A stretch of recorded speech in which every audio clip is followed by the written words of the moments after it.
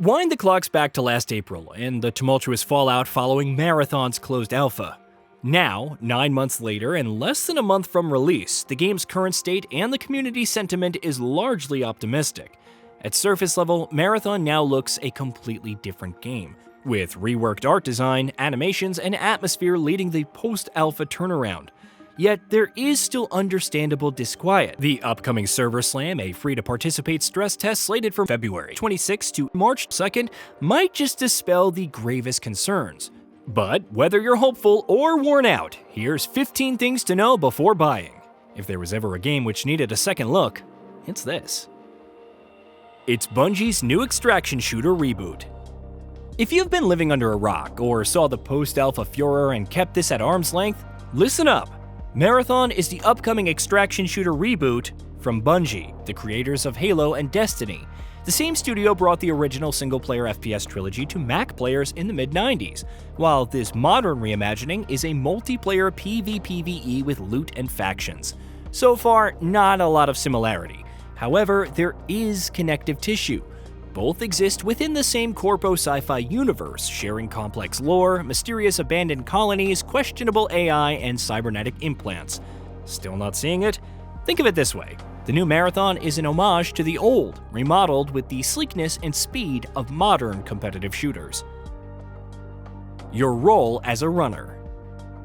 The Marathon project was a colonization mission which went mysteriously awry. Now, financially invested corporations are moving to recoup their losses, descending on Tau Ceti 4 to extract anything of value, except it's not the board members who will be donning spacesuits. No, scraping the planet clean falls on you. You're a runner, a disposable cybernetic mercenary who traded their human body for the chance to strike gold. The job is simple. Get in, grab whatever items or intel your corporate overlords desire, and get out. Working against you are other crews competing for the same spoils. Survival hinges on adapting to other players' threats, whilst navigating throughout robotic AI guardians that patrol throughout the derelict complexes. Along the way, you'll discover the origins of the original settlers' downfall too. Factions drive progression. Factions are the nucleus in Marathon's narrative cell, each with distinct goals, cultures, and aspirations that drive your progression depending on whom you choose to align. These organizations aren't just aesthetic flavor, but shape your overall experience throughout the objectives that they set. The imposingly rich Traxxas, for instance, demands you return only with the most exotic materials. Midas spreads anarchy through explosions and malware hacks, while Arachne specifically wants you to kill other runners. Whichever factions you work with, each has their own upgrade path with unlocks as your reputation grows. The highest tier rewards in each faction's tree are capstones, specific milestones in your progression that strengthen your base stats throughout a season while yielding gold tier rewards. 3-squad team play is the focus. Either with your mates or via crew autofill, you'll be dropped onto Tau Ceti 4's Terra Firma in teams of 3, with maps accommodating up to 18 players per match. Squads of 2 are viable, as is entering the fray solo, albeit with potentially significant competitive disadvantages depending on your objectives. There is scope for soloists to team up mid-run, with proximity chat between single runners auto-enabled. 6 runner shells and 1 scavenger at launch. Runner shells are your player archetypes, their personality matrix, its unique characteristics. The Destroyer is a combat-ready brute, recon and intel specialist, assassin and agent of subterfuge, triage a field medic, thief a light-handed hoarder, and vandal an agile aggravator. Adopting your chosen shell will be as much about mating your own playstyles as it is matching the suit's matrix to your designated objectives. A suite of customizations will tailor each shell for maximum impact. More on that in the next entry. While the Rook is a low-risk, loadout, limited outfit design for mid-run drop-ins. Simply get in and scavenge as much as you can. Effective if you've been on a losing run. Implants and cores mark the game's customization tools. While shells are distinct biomechanical silhouettes, all cybernetic implants and battle-hardened armor, they are malleable via implants and cores, Marathon's suite of customization tools. Implants are universal, shell-agnostic gear slot upgrades suited to specific body parts. They'll increase stats like runner speed or shield capacity, whilst also offering unique perks, but can be lost upon death. Cores, on the other hand, modify tactical abilities beyond simple stat boosts. They're high-impact augmentations which can dramatically alter how a shell performs. Combining both implants and cores gives extensive opportunity for build crafting, customizations complex enough for specific strategies, and niche playstyles alike. Weapon rarity takes influence from Destiny. Destiny and its sequel both adopted a color-coded weapon rarity scale which Marathon is set to replicate. From standard gray weapons through to prestige gold items, understanding a weapon's value and perceived usefulness will be as immediate in Marathon as it was in Bungie's earlier shooters. Scaled by equipable attachments, recoil, reload speeds, and more, you'll obviously want the rarest guns in your arsenal.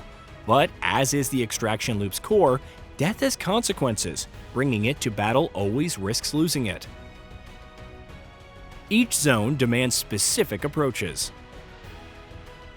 Marathon will feature 4 maps at launch, each with unique loot, environmental threat, enemy density, and more.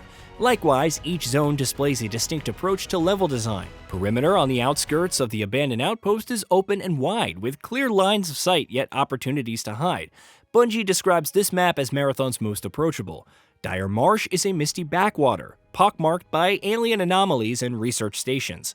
Here is where the narrative evolves, and ideas start to form on how the expedition went dark. Outpost is still a functioning UESC fortification, small, dynamic, and more vertical. Here, amidst a gauntlet of watchful machines, is where some of the game's strongest loot hides. The endgame map is aboard the UESC Marathon itself, dubbed Cryo Chamber. It's the sternest test yet of your learned survival skill, the hardest, most hostile map in the game. Missions here feel more like heists, where careful plans, solid equipment, and a little luck brings the most lucrative rewards, and where the game's central mystery finally unravels. Bungie insists Marathon isn't pay-to-win. Yes, the grind is always a hot topic in competitive shooter spaces, and there are understandable conversations surrounding Marathon's loot mechanics and how achievable it'll be to succeed without spending more than the cost of the base game. Well, Bungie is insisting you won't have to spend big to win. On the one hand, completing the game's codex, a compendium of discoverables, unlocks skins, cosmetics, and other rewards. But on the other hand, faction progress, cores, implants, level upgrades, and so on will be available to purchase separately via microtransactions. So really, we'll have to play to learn the pace of Marathon's progression. You'll need a Bungie.net account to play. As officially confirmed, a Bungie.net account is mandatory to access Marathon. If you're on PlayStation, you'll of course need a PSN account too, although for PC and Xbox players this won't be a requirement. So while Sony demanded Helldivers 2 PC players open a PSN account for security and crossplay enabling, and subsequently backtracked, there will be no such stipulation with Marathon.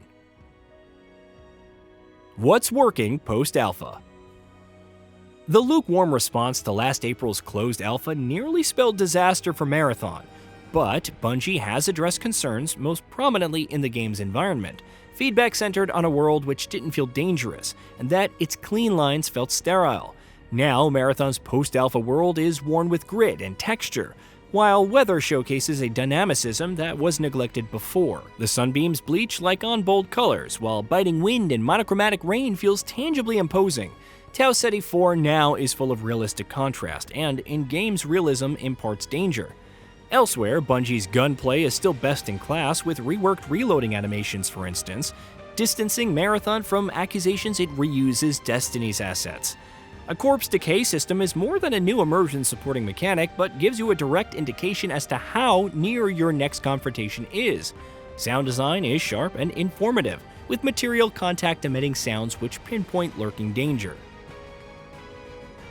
What's still a concern? Difficulty balance remains hard to parse despite Marathon's recent influx of marketing material. The concern is that the core gameplay loop may be too watered down for extraction veterans, while the skill ceiling might initially be too high for casuals. The retail price propped up by microtransactions, as we alluded to earlier, is understandably troublesome. And the elephant in the room is the colossal price Sony paid for Bungie's acquisition. We're not going to debate the subjectivity and value for money, but there are worries that with an undeniably exorbitant outlay comes the possibility that Marathon will be extremely risk-averse. In other words, behind the accomplished art design and gunplay hides a generic shooter. Release date, platforms, and price. Marathon is set to release on March 5th to PlayStation 5, Xbox Series X and S, and PC via Steam. As we've already said, this isn't free-to-play, with the standard edition retailing for €34.99 or $39.99 USD. Full crossplay and cross-save will be available day one. 3 editions: Standard, Deluxe, and Collectors. If you want the full game and access to seasonal content updates, but consider cosmetics unnecessary fluff, then the Standard Edition is the one for you. The Deluxe Edition, however, does offer cosmetics as an incentive, with Midnight Decay weapon and runner styles included alongside 200 Silk Reward Pass tokens and a single Premium Rewards Pass voucher for €49.99, $59.99 USD. The Collector's Edition actually comes in 2 variants, one with a game code for $229.99 and everything included in the Deluxe Edition, and one without a game code retailing at €164.99 or $169.99 USD. Either way, you'll get your hands on some premium unboxing, Sekiguchi Wave Worm collectible, postcards, and embroidered patch. All pre-orders include a handful of bonus cosmetics too, as well as some rewards that can be redeemed in Destiny 2. PC requirements. To play Marathon at the minimum specs, you'll need the following in your setup: Intel Core i5-6600 or AMD Ryzen 5 2600 CPU, an NVIDIA GeForce GTX 1050 Ti, AMD Radeon RX 5500 XT, or Intel Arc A580 8GB with rebar on, GPU, and 8GB RAM. Recommended specs as per the game's Steam listing include an Intel Core i5-10400 or AMD Ryzen 5 3500 CPU, NVIDIA GeForce GTX 2060 6GB, AMD Radeon RX 5700 XT 8GB, or Intel Arc A770 16GB with rebar GPU and 16GB of RAM. Hey, did you know that we at GamingBolt upload new videos every day? Stick around, drop a like, subscribe, and hit that bell. And let us know what kind of content you'd like to see in the future with a comment below.